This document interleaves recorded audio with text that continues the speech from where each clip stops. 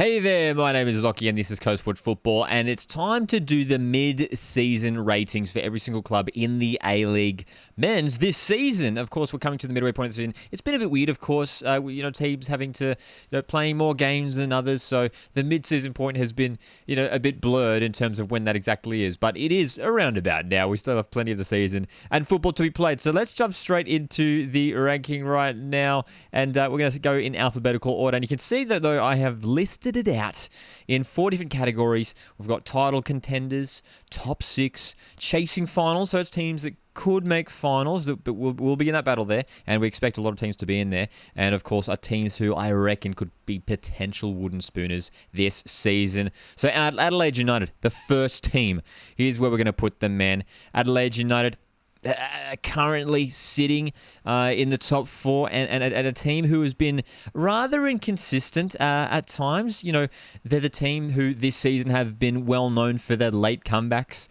and look, that has rescued many points for them so far this season. They've done it against the Jets, they did it away to Melbourne City, they did it at home to the Mariners as well. So for me, Adelaide United, a decent side. I'm going to chuck them in here in the top 6. I reckon they should be a top 6 side.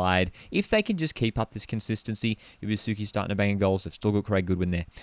The next team, no, Brisbane Roar. And Brisbane, currently sitting bottom of the ladder. And look, they're a finals team. They always seem to make finals. But this year, they just simply haven't recruited well enough. We said that in pre-season, and even come the mid-season transfer window, yes, they did bring in Connor Chapman, Rio Wada. We're yet to see those guys just yet. Is it enough for them to turn it around? I don't think so. And I'm not even optimistic. There's not enough, in my opinion, that has shown that they will be pushing for finals. And honestly, for Brisbane Roar, I'm putting them down as potential wooden spooners. Just looking at the way they've been playing, yes, they've picked up some decent home wins, but away from home especially, they've been really, really poor. Most recently, losing out 2-1 to Central Coast Mariners. And the Mariners are the next team we're going to talk about. My team, of course, the mighty Central Coast. Started the season reasonably well. Made a run to the FFA Cup final. Everything looked bright and shiny for the Mariners, but Nick Montgomery's side has been struggling in recent weeks, and only just picked up their first win of 2022 just this past weekend at home to Brisbane Roar. I think Mariners will be a team that will be chasing finals. There's enough to show. I mean, when you look at the likes of Nikolai Muller, Jason Cummings, Mike Arena, Benny Nkalola has 3 goals in 3 games at this current point in time. This is a team that's absolutely stacked with quality and could certainly be a final side. The next team, Macarthur FC, the Bulls, the Cowbells. They've been ringing out a couple times at Campbelltown Park this season, but not every single week. There's been some weeks where they look really, really impressive. I remember just a couple of weeks ago they grabbed a big home win, 4-1 against top 6 rivals Adelaide United. But then they've slipped. They had a really poor performance recently to Melbourne Victory away from home, lost to Brisbane away from home. Are they a top 6 side? They're in the top 4 at the moment, but I'm going to put them down as a chasing final side. Yes, Craig Noon, De Villa, De Silva, these are class players and have all played well for them so far this season, but defensively at times they've looked a little bit frail. Yes, again, we have to say they started the season so strongly, but I think they might start to slip, especially with the likes of, we're going to start talking about Wellington Phoenix and some of those other sides who could be pushing into the top 6 shortly. The next team, let's dive into the Melbourne teams right now. And first of all, we got Melbourne City, the reigning champions.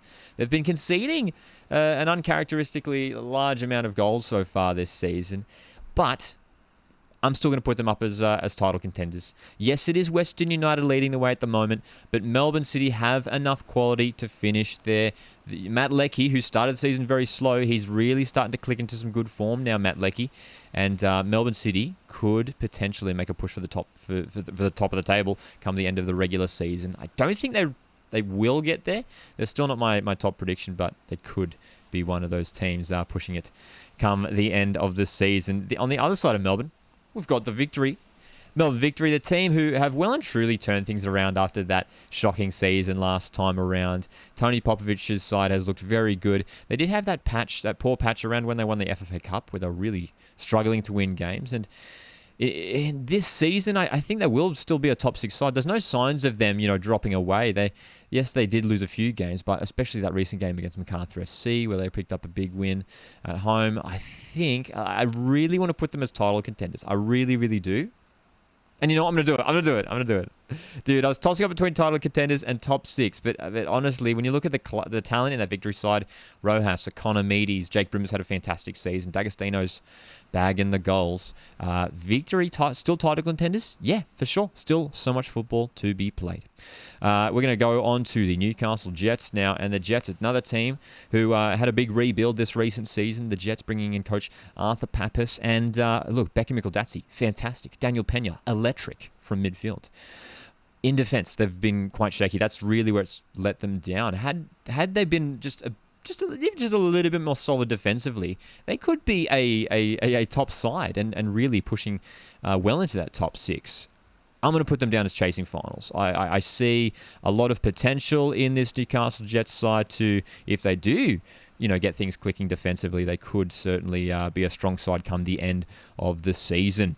We're going to talk about the boys from WA now, and of course, that's the big story for them. They are from WA, but they haven't really played much of the season at all in WA, which is a big shame for Perth Glory, a team who brought in Daniel Sturridge, Brandon O'Neill, they've got Bruno Fornaroli still there. There's some class players in this Perth Glory side. They've been really underperforming this year. Yes, they have picked up some surprising wins, away to Melbourne Victory 3-0, away to Sydney FC they picked up a win. But looking across their games, there's not a lot of positivity. There's not a lot of threat in attack aside from Bruno Fornaroli. Sturridge picking up yet another injury recently. And honestly, I'm going to put them down as potential wooden spooners. I think they have to make some big offensive changes tactically if they're going to challenge some of these teams vying for the top six. At the moment, there's not enough there to show it. Defensively, they've been strong. Darryl Latchman, Jonathan Asper, Aaron Calver, all pretty solid. But in attack, they need more Perth Glory, and they could be potential wooden spooners if they don't turn around. They do have a big run of home games coming up, so that could, this could be the turnaround for Perth Glory. But yet, time will tell. Let's talk about Sydney FC now, and I'm sure a lot of you guys are interested to hear what I have to say about Sydney FC.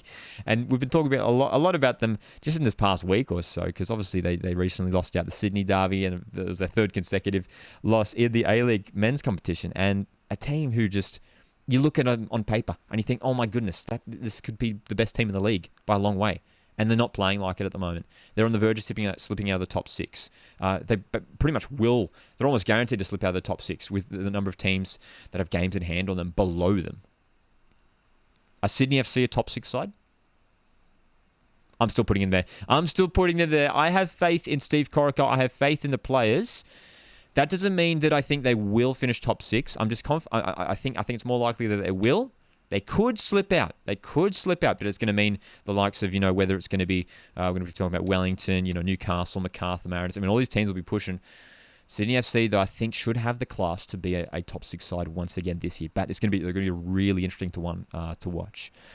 We're going to talk about Wellington Phoenix now. Of course, Phoenix, again, another team who have, unfortunately for them, been playing away from home for the whole season. And at this point, I don't think there's any chance of them getting back this regular season. Hopefully they can. But it's not looking good for Wellington Phoenix. But on the field, they've been turning it around in recent weeks after a pretty slowish start. Bringing in Sandoval, bringing Scott Wooten. These players have rejuvenated the squad, especially Sandoval in attack. Wellington Phoenix, I really want to put them down as a top six side because I like them. I like watching them play, but I'm putting them down as, again, another chasing final side. I think, look, again, as I mentioned, they have four, at the current point of recording, Wellington Phoenix have 4 games in hand on Sydney FC. It really is remarkable, and they'll certainly find themselves in the top six this second half of the season. Whether they're there come, round 26, time will tell once again. We're going to talk about the Western Sydney Wanderers now. Mark Redan's come in after Carl Robinson was sacked, the first coach sacking of this season, and has done an okay job. And you'd probably have to say a good job after that Sydney Derby win. That big 2-0 win has really, given a confidence boost to Western Sydney Wanderers, and they could potentially be a team who pushes into the top six. I do believe that, just with the players that they have. If James Troisi, can keep performing well, if Tom Ahmed starts to bang in goals, he grabbed one in the Derby, Kajira Ogu is there, showing promise as well. Look, they've got a good side on paper, good midfielders in Keanu Bacchus and Steven Ugarkovic, of course. chasing finals. They have to be another one of those sides, man. And again, this is going to be the story once again this season. I think there's going to be a lot of these teams who will be battling out for the finals. There's going to be some really unlucky teams and unlucky individual players who are going to miss out on playing finals this season in the A-League. Look how busy it's getting in that chasing final section. And we've got to talk about the final team right now, Western United. And for me, this is the easiest one. This is the easiest out of all of them. And it is because, actually, you know what? It isn't just because they're top of the ladder right now, but Western United are a side who just have been so consistent this season. Their structure is just impeccable. Every player knows their role, whether they've had players, miss games here and there, but regardless of who comes in, regardless of what setup they run, it always works for Western United. They've been picking up a number of 1-0 wins, but the likes of Prijovic has started banging in the goals as well. Of course, Ben Garuccio, that Scorpion goal, that'll be fondly remembered from this A-League season. But Western United, I think, have to be up there as one of the as another title contender. For me, they are the title contender at the moment. They're number one. But Melbourne City and Victory, I reckon, will be the other teams to challenge them. So that's my mid-season rating for this season. What do you guys think of it? Let me know down in the comments. And would love to see as well your season rating. So if you want to drop that in the comments, would love to see that also. And so you can see that. Just a recap. City, Victory, Western, I think all could win the title. I think Adelaide and Sydney should finish top 6. I don't think either side has enough to push for the premiership this season. And again, I should clarify, when I say title contenders, we're talking just the premiership. So we're not talking about finals just yet, just the premiership. So just come the end of the regular season. But you can see it's all about the teams chasing for finals. I think Mariners, Macarthur, Jets, Phoenix, and Wanderers could all potentially finish in the top 6. The two teams at this moment in time that I'm writing off are Brisbane Roar and Perth Glory. Those teams need massive, massive improvements on the field if they're going to turn around. And both of those coaches, Warren Moon and Richard Garcia, respectively, I reckon will be under big pressure come the second half of this season. Guys, if you have enjoyed this video, if you want to see more of this kind of thing, doing this sort of tier list style video, let me know in the comments. And the best way to show your support is also to hit that like button and hit subscribe if you're not already, if you want to stay up to date to all this Australian football talk. My name is Lockie. This is Coast Forge Football, and I'll catch you guys in the next video.